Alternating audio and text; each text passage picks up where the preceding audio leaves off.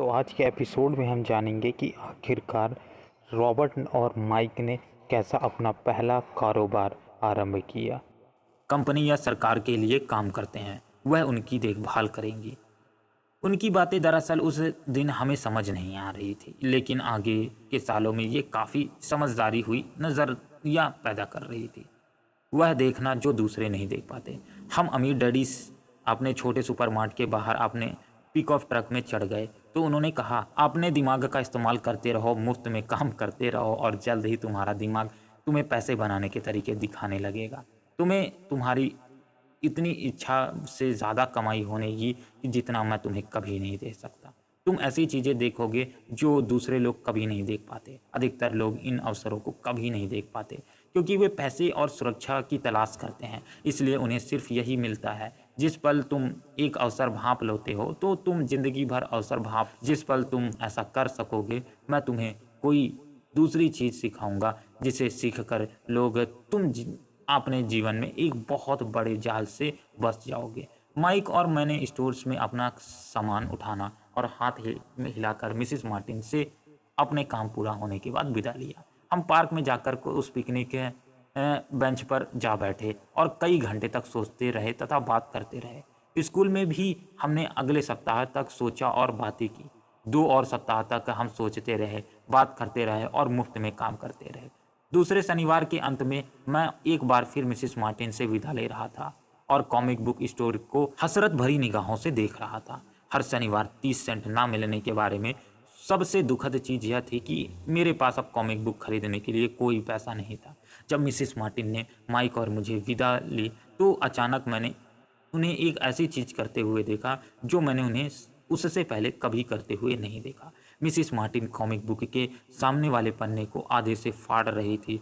उन्होंने comic book का आधा कवर अपने पास रख लिया और बाकी की पुस्तक एक बड़े कार्डबोर्ड बॉक्स में फेंक दी।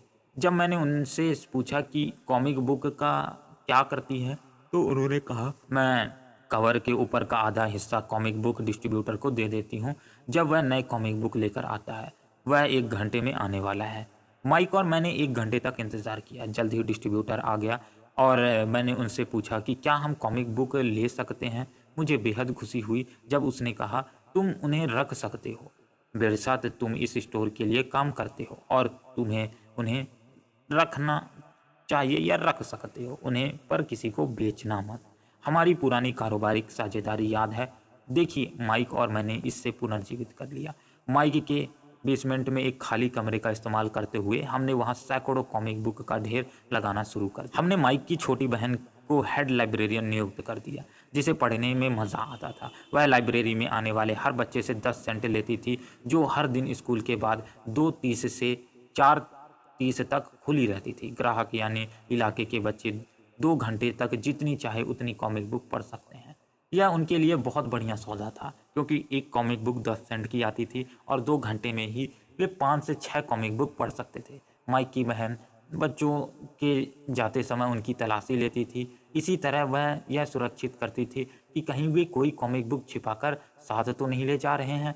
वह हिसाब किताब भी रखती थी और यह लिखती थी कि हर दिन कितने बच्चे आए और कौन से ने क्या सुझाव दिया। माइक और मैं 3 महीने की अवधि में हर सप्ताह आस तौर पर $9.50 कमा रहे थे। हमने उसकी बहन को 1 सप्ताह के बदले $1 की तनख्वाह दी और उसे मुफ्त में कॉमिक पढ़ने के लिए भी अनुमानित किया। हालांकि वह शायद ही ऐसा करती थी, लेकिन उसे पढ़ने का काफ़ी शौक था और वो हमेशा पढ़ाई में लगी रहती थी। माइक और मैंने हर शनिवार स्टोर्स में काम करने और अलग अलग स्टोर्स से सारी कॉमिक बुक इकट्ठा करने का अनुमान या कामयाब करियर ज्वाइन किए रखा।